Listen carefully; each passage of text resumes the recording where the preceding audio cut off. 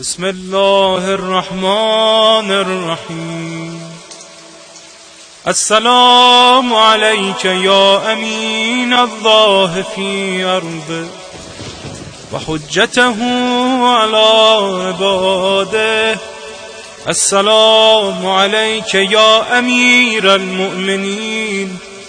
أشهد أنك جاهدت في الله حق جهاده وعملت بكتابه واتبعت سنن نبيه صلى الله عليه وآله حتى دعاك الله إلى جواره فقبضك إليه باختياره والزم أعداءك الحجة مع ما لك من الحجج البالغة على جميع خلقه. اللهم فاجعل نفسي مطمئنة بقدرك راضية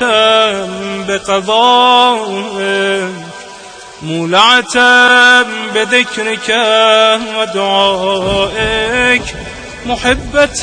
لصفة أوليائك محبوبة في أرضك وسمائك صابرة على نزول بلائك شاكرة لفضائل نعمائك ذاكرة لثواب غالائك مشتاقة إلى فرحة لقائك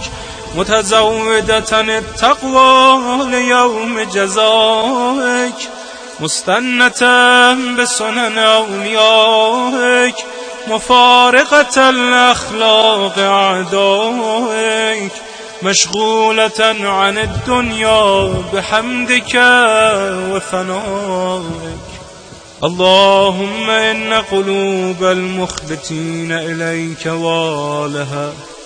وسبل الراغبين إليك شارعا وأعلام القاصدين إليك واضحا وأفئدة العارفين منك فازعا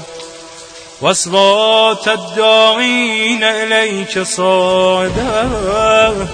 وأبواب الإجابة لهم مفتحا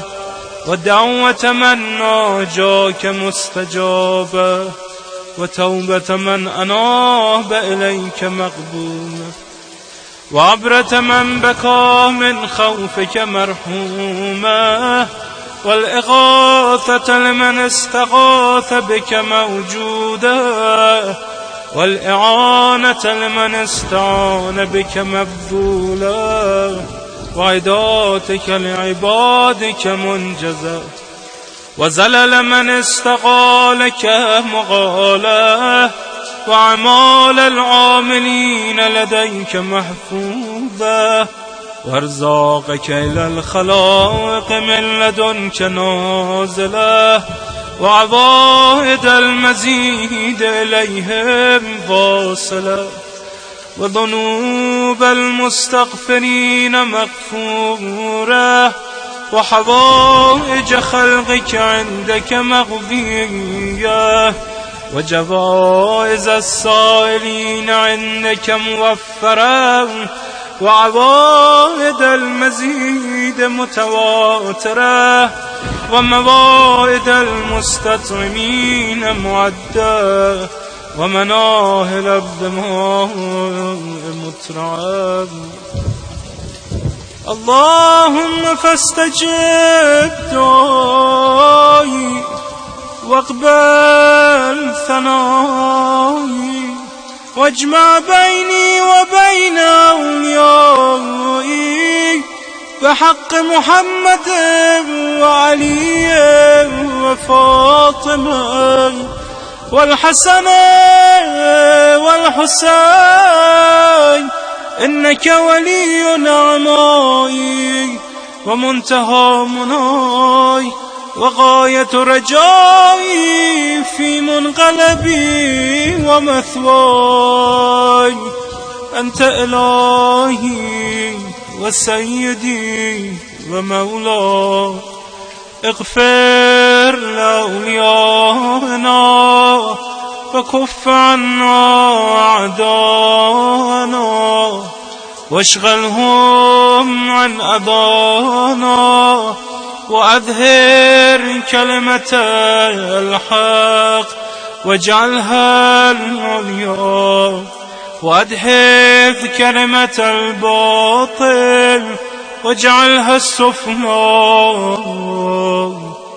إنك على كل شيء قدير.